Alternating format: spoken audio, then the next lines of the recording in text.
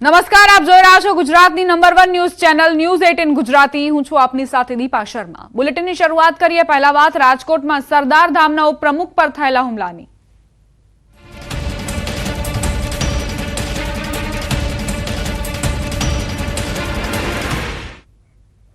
હુમલાના વિવાદ બાદ સરદારાનો મોટો ધડાકો। નરેશ પટેલ અને ખોડલધામ પર સરદારાનો મોટો પ્રહાર। સરદાર ધામના ઉપપ્રમુખ જયંતી સરદારાનું નિવેદન। નરેશ પટેલ વિવાદિત પીઆઈને સમર્થન કરે છે। ખોડલધામ વિવાદ કરવામાં માને છે, સરદાર ધામ વિવાદમાં નથી માનતું। સમાજને ગેરમાર્ગે દોરવામાં આવી રહ્યા છે। હા પાડીને નહીં આવવું એ ખોડલધામનું વર્તન। સરદાર ધામનો એક પણ વિવાદ સોશિયલ મીડિયામાં નથી। પીઆઈ પાદરિયા બની બેઠેલો સમાજનો આગેવાન છે। સરદાર ધામ વર્સસ ખોડલધામ આ વિવાદ એટલા માટે શરૂ થયો હતો કારણ કે ઉપપ્રમુખ સરદાર ધામના ઉપપ્રમુખ પર હુમલાની ઘટના બની હતી અને ખોડલધામના પીઆઈ પાદરિયાને તેમાં આરોપ મૂકવામાં આવ્યો હતો કે તેમણે હુમલો કર્યો છે।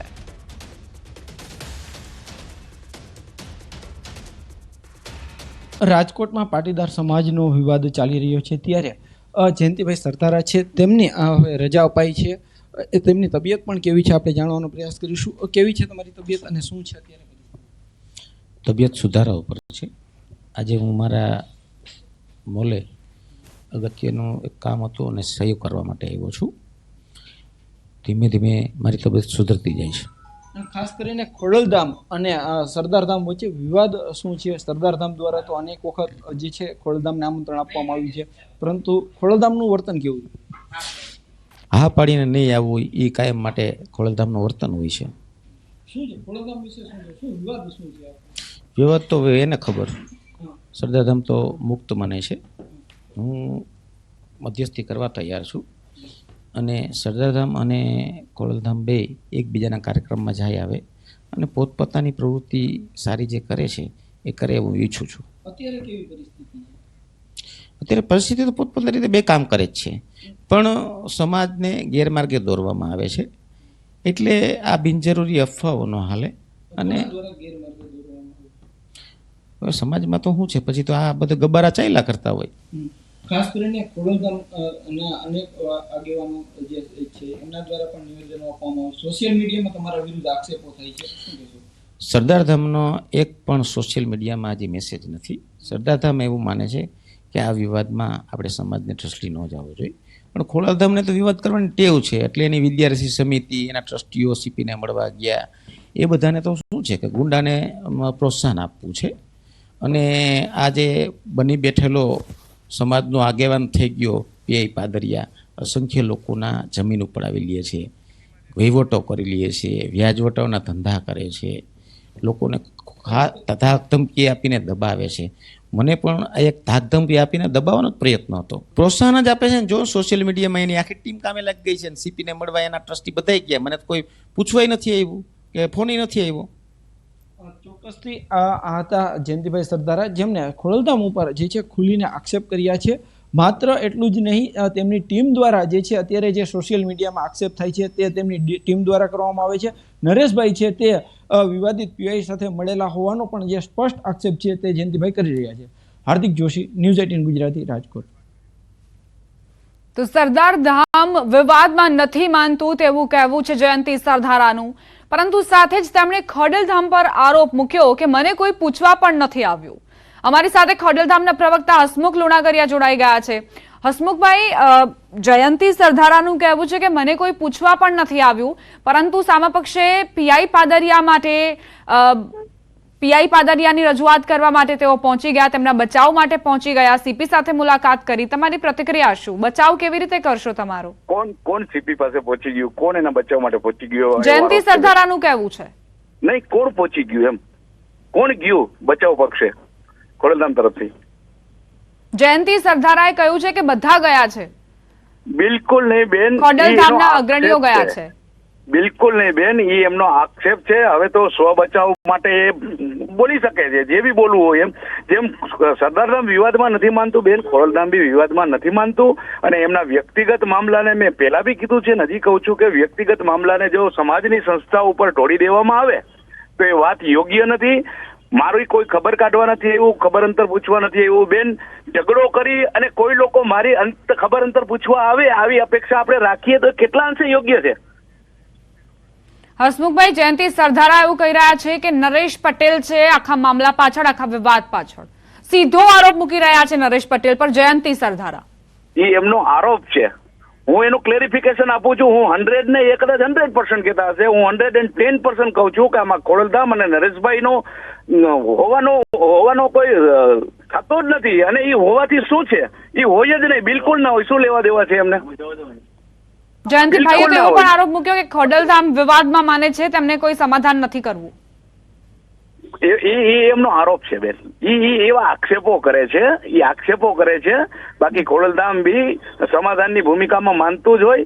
પહેલી વસ્તુ એ છે બેન કે જે બન્યું છે એને તદ્દન નરેશભાઈ અને ખોડલધામે વખોડ્યું છે. જે બન્યું છે એ યોગ્ય નથી, આવું ના બનવું જોઈએ. બરાબર. બાકી તો આક્ષેપો કરે તો એ એમનો અંગત મામલો છે. તમે માનો છો કે પીઆઈ પાદરિયાએ જે કર્યું એ ખોટું કર્યું છે?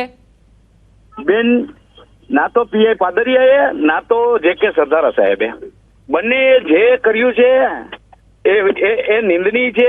આનો અર્થ એવો થાય છે કે પરિપક્વતા એમની છે ને, એમની પરિપક્વતા એક સપાટી પર આવી ગઈ છે હવે. કે એટલે બંને આવું પાદરિયાને કર્યું છે. ફસાવવાનું આ કોઈ ષડયંત્ર નથી ને, તમે એવું માનો છો? જી બેન, શું કહો છો? પાદરિયાને ફસાવવાનું આ કોઈ ષડયંત્ર છે? બેન, સીસીટીવી ના ફૂટેજ ઉપરથી આપણે જ જોઈ શકીએ કે આમાં શું છે, આની પાછળ શું હોય છે. બરાબર. બાકી તો આક્ષેપો પ્રતિ આક્ષેપો કરવા માટે, પોતાના સ્વ બચાવ માટે કોઈને આપણે એક આંગળી ચીંધી દઈએ તો એનાથી કોઈ સત્ય પુરવાર નથી થતો. એટલે ખોડલધામનું સ્ટેન્ડ શું છે એ હું સમજી નથી શકતી. તમે એવું કહી રહ્યા છો કે તેમની અંગત બાબત હશે, પીઆઈ પાદરિયાએ હુમલો કર્યો હશે, અથવા તો કઈ બી તે વચ્ચે વિવાદ હશે. બીજી તરફ આપ કહી રહ્યા છો કે આ તેમને ફસાવાનું ષડયંત્ર હોઈ શકે છે. એટલે સ્ટેન્ડ શું છે ખોડલધામનું? પીઆઈ પાદરિયાની સાથે કે પીઆઈ પાદરિયાની સામે? બેન, સત્યની સાથે. ખોડલધામ હંમેશા સત્યની સાથે હોય. અને હવે એ સત્યની તપાસ પોલીસ ખાતાને ઓલરેડી એફઆઈઆર થઈ ગઈ છે. તો જે સત્ય હશે તપાસના અંતે બહાર આવશે બેન. અને હંમેશા ખોડલધામ સત્યની સાથે હોય. ના તો પીઆઈ પાદરિયા સાહેબની સાથે કે ના તો જે.કે. સરદારા સાહેબની સાથે. સત્યની સાથે હંમેશા ખોડલધામ હોય. તમે માનો છો કે જયંતિ સરધારા આ વિવાદને મોટું કરી રહ્યા છે? બની શકે બેન. અત્યારે જે આક્ષેપો થાય છે એના પરથી થાય છે. આ વસ્તુની મેં ક્લેરિફિકેશન આપ્યું કે નરેશભાઈએ બી ચિંતા વ્યક્ત કરી, વિદેશ બેઠા હતા, જ્યાં બી એને ખબર પડી. છતાં 4 દિવસ પછી એનો એ પ્રશ્ન આવે કે આમાં નરેશભાઈનો હાથ છે અને નરેશભાઈ સામેલ છે. જો વારંવાર આવા આક્ષેપો કરવામાં આવે તો આ વિવાદને એક મોટો કરવાની વાત નહીં તો બીજું શું? જયારે એક સમાધાનની ભૂમિકા અને જે બન્યું છે એ વાતને આપણે વખોડતા હોય, છતાં એકને એક વાત આમાં આવે તો એનો મતલબ શું સમજી શકાય બેન? સરદાર ધામના હોદ્દેદારો સાથે ખોડલધામના હોદ્દેદારોએ કોઈ વાતચીત કરી, કોઈ સમાધાનની પહેલ કરી હોય? બેન, ઘણા બધા એવા ટ્રસ્ટીઓ છે કે ખોડલધામમાં બી છે, સરદારધામમાં છે. આપણા ધારાસભ્ય શ્રી અને ભાઈ શ્રી રમેશભાઈ ઢીલાળા સાહેબ, રાઈટ, સરદારધામમાં ટ્રસ્ટી છે અને ખોડલધામ સાથે પણ સંકળાયેલા છે. તો એમને બી એ અમદાવાદ ગાંધીનગર હતા ત્યારે સરદારધામના ટ્રસ્ટીઓ સાથે વાત કરી અને એમને બી વખોડી છે વાતને કે જે બન્યું છે યોગ્ય નથી અને હવે વહેલામાં વહેલી તકે આનું એક સમાધાન કરી અને આ વિવાદનો અંત લાવવો જોઈએ. એમના વ્યક્તિગત મામલા જે સમાજ ઉપર આવ્યા છે તો આને સમાજને છાંટા ઉડે પોસાય નહીં અને આ મામલાનો શક્ય એટલો વહેલો અંત આવવો જોઈએ. આવી ચર્ચાઓ ભાઈ રમેશભાઈએ બી કરી છે સરદારધામના ટ્રસ્ટીઓ સાથે. જી, જયંતિ સરદારાનું કહેવું છે કે પીઆઈ પાદરિયાએ જ્યારે હુમલો કર્યો ત્યારે તેમનું એવું કહેવું હતું કે તમે ખોડલધામમાં ન ચાલ્યા, તમે ત્યાં બિલકુલ ચાલવા જેવા હતા નહીં અને એટલે જ તમે સરદારધામ ગયા છો. તો જે લોકો ચાલતા નથી, જે લોકો ખોડલધામમાં તેમને યોગ્ય વર્તન નથી મળતું, તેમને મહત્વતા નથી મળતી, તેઓ સરદારધામ તરફ વળે છે. બિલકુલ નહીં બેન. પેલા તો હું આપને એમ કહું કે હુમલો કોને કર્યો છે એ સીસીટીવી ઉપરથી સાબિત થઈ ગયું છે બેન, કે શરૂઆત કોને કરી છે, હુમલો કોને કર્યો છે એની ક્લેરિફિકેશન આપણે આપવાની જરૂર નથી. બરાબર ને? અને એ હવે પોલીસનો વિષય બને છે. પોલીસ પાસે જયારે સાબિત અને સબૂત આવી ગયા છે ત્યારે. એટલે આ તો આક્ષેપો અને પ્રતિ આક્ષેપોની વાત છે બેન, સ્વ બચાવ માટે. પણ આક્ષેપો અને પ્રતિ આક્ષેપો 100% સાચા હોય એવું નથી. એ તો જે મામલો છે એની તપાસના અંતે જે પરિણામ આવે એને આધીન જ હોય છે બેન. આભાર હસમુખભાઈ અમારી સાથે વાતચીત કરવા માટે. સરદાર પટેલ સેવાદળનો મોટો ધડાકો રાજકોટમાં. સરધારા પર હુમલા અંગે ધડાકો. પીઆઈ પાદરિયાને ફસાવવાનું કાવતરું હોવાનો આરોપ મુકાયો.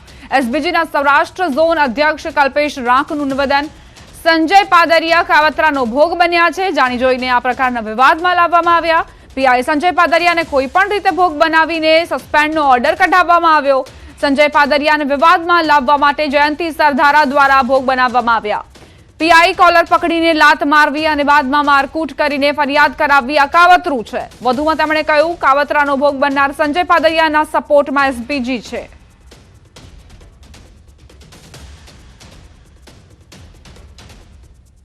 કેમ કે ક્યાંક ને ક્યાંક સંજય સાહેબ પાદરિયાને ઉશ્કેરીજનક વિવાદમાં આવવા માટે તેમને સરદારા સાહેબ બે ક્યાંક ને ક્યાંક ભોગ બનાવવામાં આવ્યા છે. કોલર પકડવો, પગનું પાટું મારવું, એની ઉપર પણ બહાર જઈને મારપીટ કરવી, મારપીટ કરીને સંજય સાહેબ પાદરિયાને સસ્પેન્ડ કરાવવા, એમાં કોણે કોણે ક્યાં ક્યાં ભૂમિકા ભજવી એ ખૂબ દર્દનાયક અને દિલને દુભાવે એવી આ કાવતરું છે. રાજકોટમાં પાટીદાર વચ્ચે વિવાદ મામલે કૃષિ મંત્રી રાઘવજી પટેલનું નિવેદન સામે આવ્યું. તેમણે કહ્યું કે સામાજિક સંસ્થાઓ વચ્ચે વિખવાદ ન હોવા જોઈએ અને સમાધાન માટે પ્રયાસ કરીશું.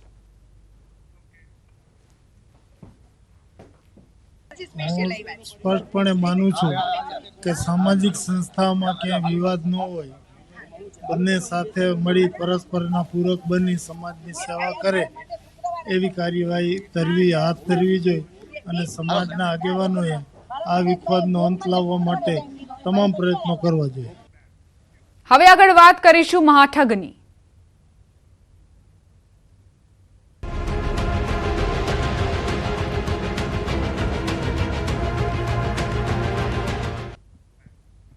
હજારો લોકો સાથે હજારો કરોડોની છેતરપિંડી કરનારો મહાઠગ ભૂપેન્દ્ર ઝાલા હજુ પણ પોલીસ પકડથી દૂર છે. બીજી તરફ પોલીસ દ્વારા તપાસનો ધમધમાટ તેજ કરાયો છે. આ દરમિયાન દિવસે ને દિવસે તેના નવા કારનામા ખુલી રહ્યા છે. દરરોજ ભૂપેન્દ્રના ઠાઠ માઠ અને વૈભવી મિલકતનો પર્દાફાશ થઈ રહ્યો છે. ભૂપેન્દ્રએ બિછાવેલી જાળમાં લોકો પૈસા રોકે તે માટે ઇનામ પણ આપવામાં આવતા, જેમાં 5 લાખના રોકાણ પર મોબાઈલ ફોન તેમજ 10 લાખના રોકાણ પર સ્માર્ટ ટીવીનું ઇનામ આપવામાં આવતું. માહિતી મુજબ આ સ્કીમ વર્ષ 2016થી ચાલતી હતી. 2020માં સમગ્ર ગુજરાતમાં ઠગાઈની જાળ બિછાવવામાં આવી હતી. આ છેતરપિંડીનો માસ્ટર માઇન્ડ ભૂપેન્દ્રસિંહ ઝાલા છે, જેમણે એજન્ટો રોકીને શિક્ષકો, ખેડૂતો, પોલીસ કર્મીઓ અને નિવૃત્ત કર્મચારીઓ સાથે એકના ડબલની લાલચ આપીને કરોડો રૂપિયાની ઠગાઈ કરી હતી.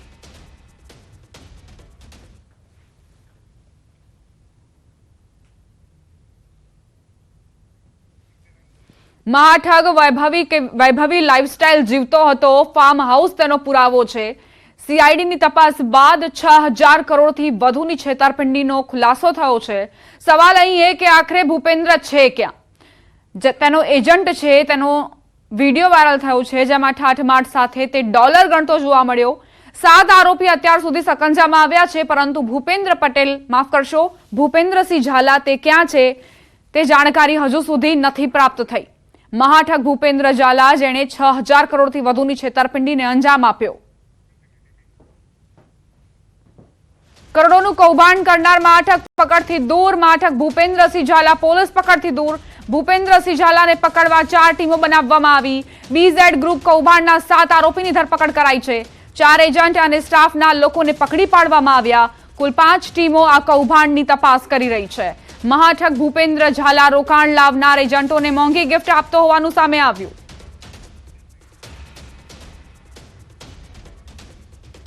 સંવાદદાતા ઋત્વિજ સોની જોડાઈ ગયા છે વધુ જાણકારી સાથે.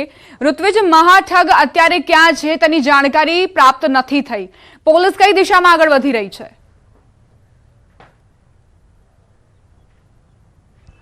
દીપા, જે રીતે ફરિયાદ નોંધાઈ હતી, સીઆઈડી ક્રાઇમમાં ફરિયાદ નોંધાયા બાદ આજે મહાઠગ છે તે ફરાર થઈ ગયો છે અને પોલીસ દ્વારા તેને શોધવા માટે હાલ અલગ અલગ ટીમો બનાવવામાં આવી છે.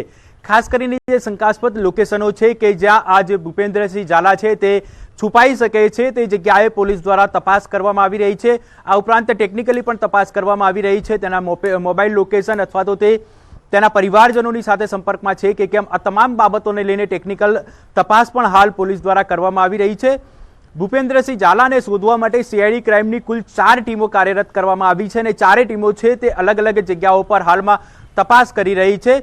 મહત્વની બાબત તો એ છે કે જે પ્રકારે સમગ્ર કૌભાંડ સામે આવ્યું હતું ને ત્યારબાદ સીઆઈડી ક્રાઇમે ફરિયાદ નોંધી હતી ને ત્યારથી જ આ જે મહાઠગ છે તે ફરાર થઈ ગયો છે.